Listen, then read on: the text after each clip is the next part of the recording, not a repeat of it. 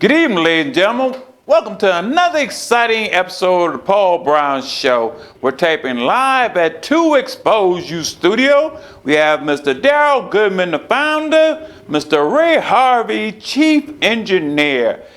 And my special guest, I have Miss Tavia Watson. She's a credit counselor. How you doing there, Miss Watson? I am doing well. How are you? I'm doing great. Thank you for coming on the show. Thank you for having me. So tell the audience a little bit about yourself. First of all, my name is Tavia Watson. I am a credit counselor at Origin SC, located in North Charleston. I've been with Origin for 2.5, 3 years. I have a background in counseling and education. Currently, I am HUD-approved certified credit counselor and also certified through the National Foundation of Credit Counseling. What inspired you to want to become a credit counselor? What inspired me to wanting to become a credit counselor is I have a very powerful niche for human services and helping others.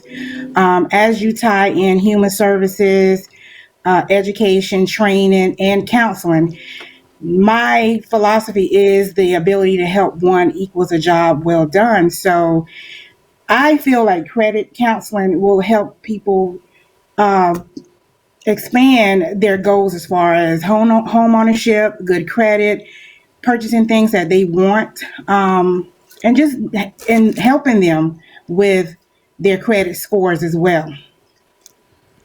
Why is knowing your credit score so important in today's society? In today's society, your credit score means so much. They pull credit score now for rental assistance, applying for a car, definitely a house, anything related to money, furniture. They pull credit for all things related to finances. The key to that is to have a good credit score, good payment history. That means better payments. That means saving money. So credit is definitely important in our community, in our society, in our world. Okay, with your experience, explain buying a car with a good credit and buying a car with a bad credit. Buying a car with good credit, what it means is that once you go on the lot, you have more room to purchase a car.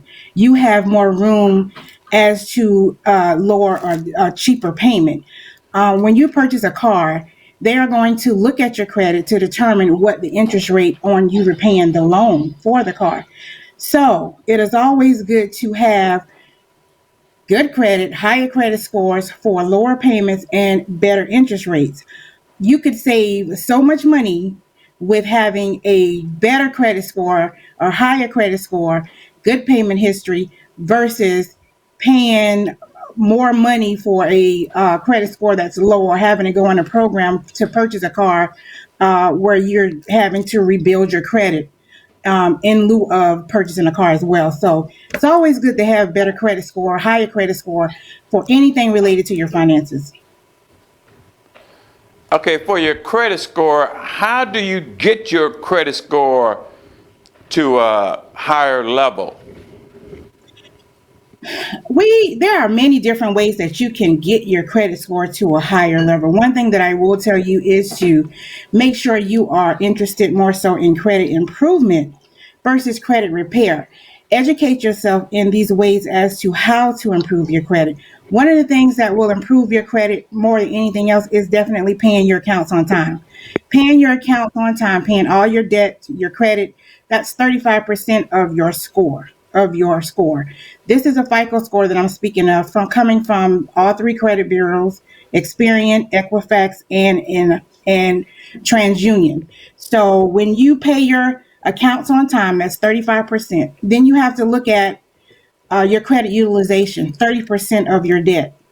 Credit cards is a good way of improving your credit. It does take discipline. You have to have discipline when using credit cards. The key to using your credit cards is to only charge 30% of your credit limit. If you want to increase your credit score and you want to do it rather quickly and educate yourself on how to do that, use your credit cards wisely. If you know that you have a credit card and it's already maxed out, you need to start paying it down to under that 30% credit utilization, so that your credit scoring can increase. Another tip would be, if you do not have the credit score to get a secured credit, unsecured credit card, you may have to get a secured credit card, which means you will have to get a card that you're paying into, making a deposit and using that card as a regular credit card. That is another way to get your credit score increased. So there are different tips. I do think that you should have someone look at your credit that is familiar with credit rules, credit laws as it relates to National Foundation of Credit Counseling, so that you'll be able to know what you should take care of, what you should pay off, and then things that you probably shouldn't touch, things that you probably should not pay at this time. When you kind of like are late on a payment, why is it so important that you contact that company and try to let them know about making a payment plan or something like that? Typically, when you have a derogatory account, one or two things will happen. That creditor will either place that account in charge off or collections. It's always good to communicate with your creditor so that you would be able to find out if they have any hardship programs moving forward to assist you in any type of hardship that you may have. A lot of creditors have hardship programs that they may be able to assist you with. One of the things they can do is rewrite your loan. One of the things they may be able to do is also take off any late fees or any over the limit fees. A lot of people do not know that they have rights to ask questions about a hardship or communicate with their creditors so that that credit will not go into a derogatory status. So it's not a good idea to avoid them completely, and avoid their phone calls when you know that you're not making a payment on your account. Early on of paying your credit, I do not recommend that you just ignore them. Now, if that creditor is already in a charge off status, that means they already got, say, a year or two past and you have not made a payment. If it's in a charged off status, then what it means is that they've already gotten credit for that account. Oftentimes, if you make any type of negotiations with that creditor, it's sold to a third party company. So what it means is that that third party company now has access to this account. Whereas if you pay the account, you may be paying the third party and not the original creditor. So it's always good to ask question as to, if you're satisfying this account and it's in a derogatory status, will this credit go directly to what I owe, or will it go to the third party?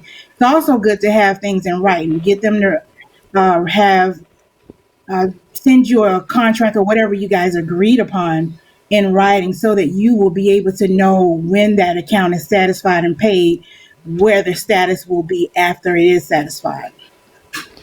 Why is that so important that you get that in writing, stating that once you make that payment, this will come off your credit report?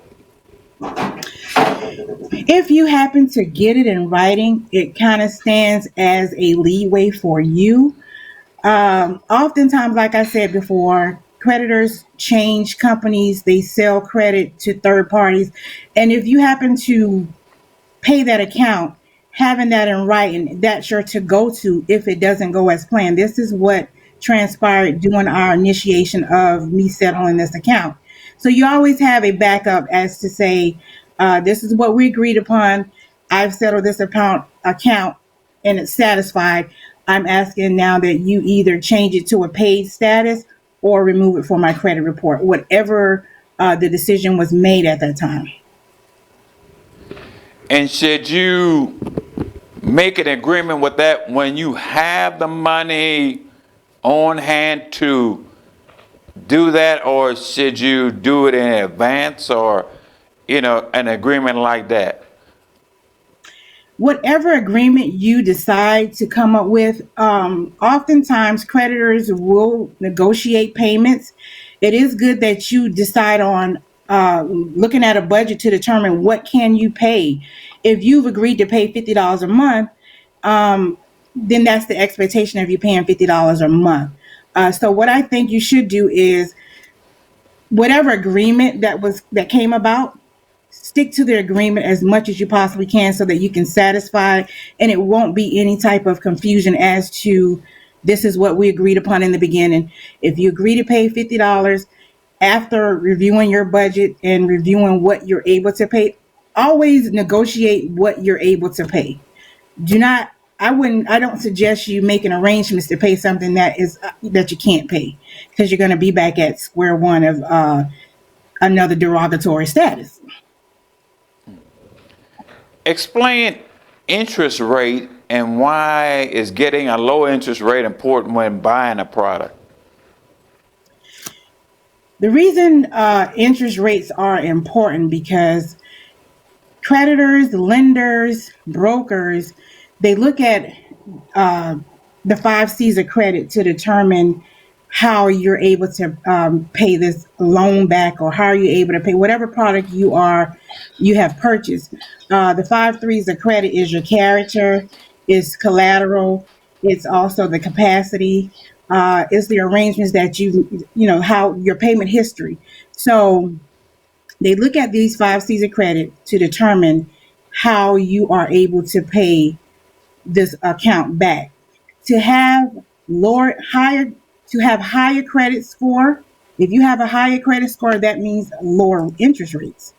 Say, for example, if you're purchasing a house and your credit score is 700 or higher versus 620, 9 times out of 10, your payment per month with a lower interest rate would be more affordable. Say, for example, you have a high credit score, your interest rate on the loan can range from 4.2 to 3.1%. You have a lower credit score, your interest rate could range from estimate of 5.3 or higher. So once again, always remember, the higher the credit score, the lower interest rate, the lower payments. You have more wiggle room as negotiating what it is, your affordability when it comes to interest rates and credit scores. Do you feel like you're treated differently when you walk into a business with a better, higher credit score than with a lower credit score? I don't think you're treated differently. What I do think is there are rules and regulation when it comes to, like I said, you having a little more leeway with a higher credit score, better benefits, a more affordable rate. I don't think that there's anything as it relates to being treated differently. I think that what you should do is be educated as to how to improve your credit score so that you can get the same deal.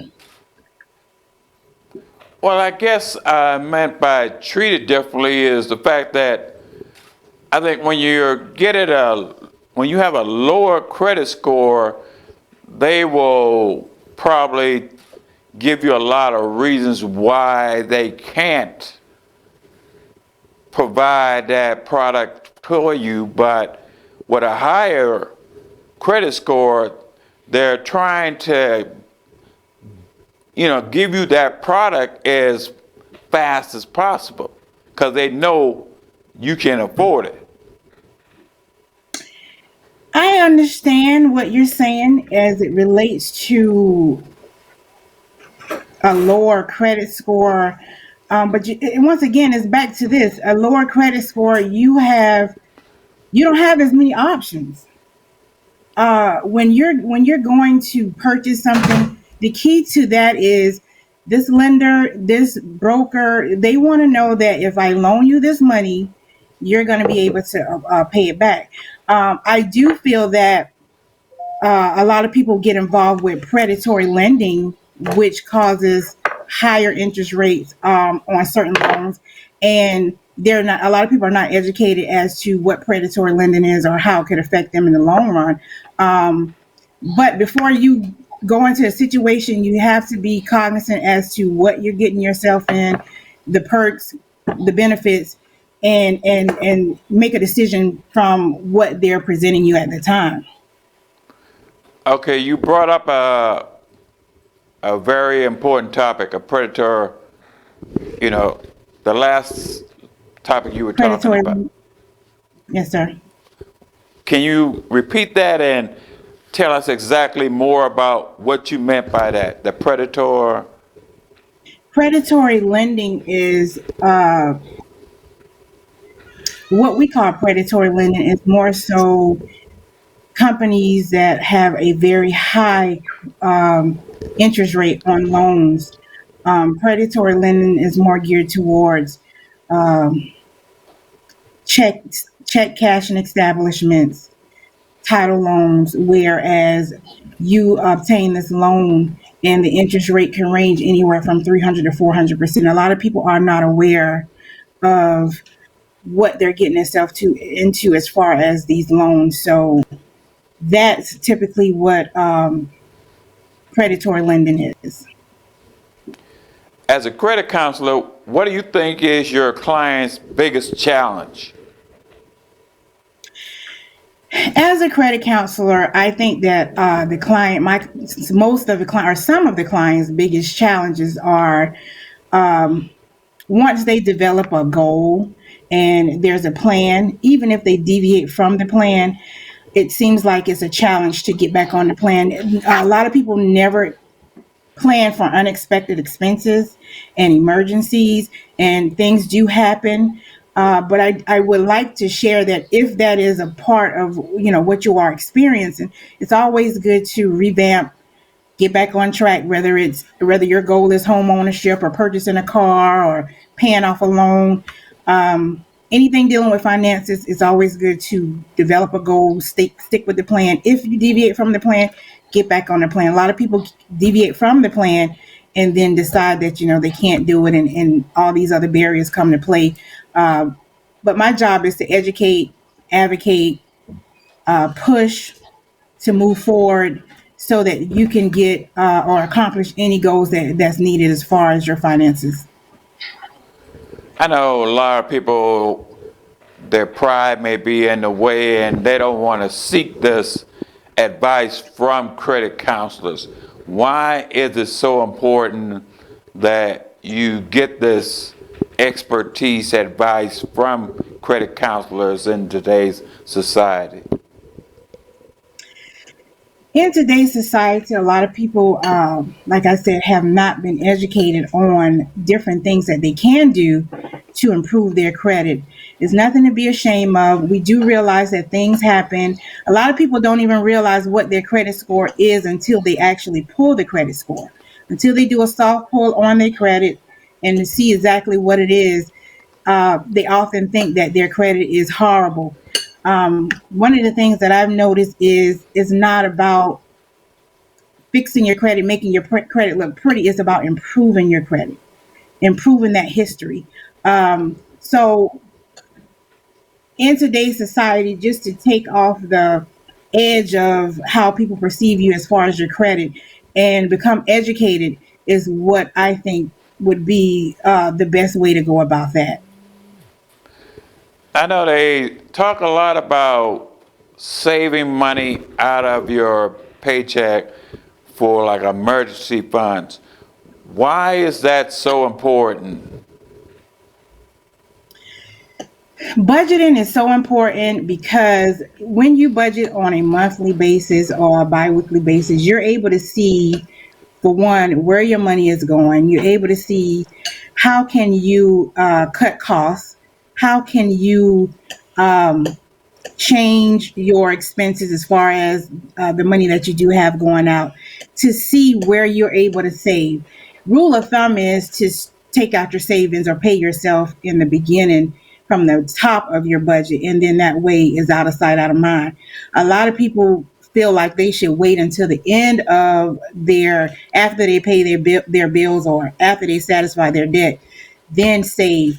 Um, I recommend figuring out what your budget is per month, your income, and then save according to taking it out in the beginning.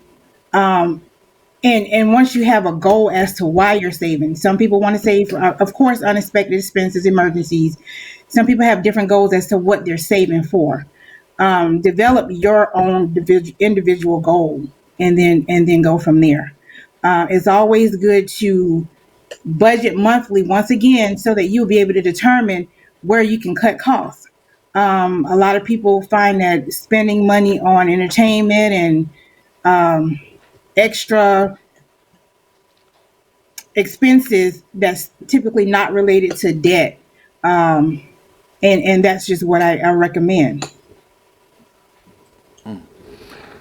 Okay, There's what's also a lot go ahead. of, there's also a lot of people with overwhelming debt as far as credit cards. And what I've learned also too is that you can also get into a debt management program, whereas you're able to manage that debt, pay that debt down, and become debt free to where it's manageable.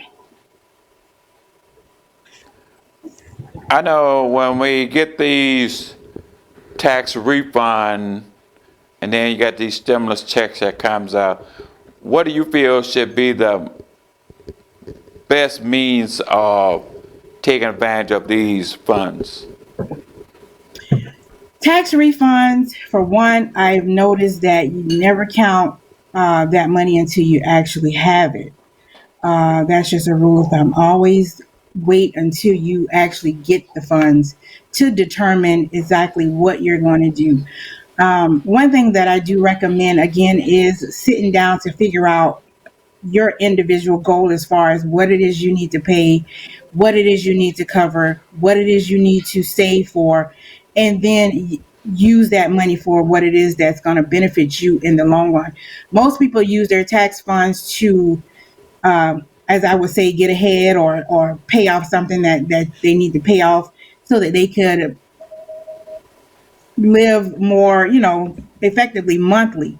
So I recommend using your funds, using your tax funds to benefit you as far as paying off an account, purchasing something that you need that will definitely help you in the long run financially.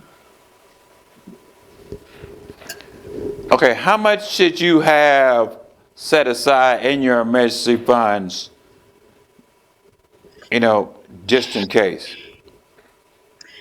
Now, that question is a hard question based upon each household is totally different. You got to determine your needs versus your wants. Once you determine your needs versus your wants, each household is totally different. Then you'll be able to situate and determine what is best to save out of your paycheck each month, each week, each pay period.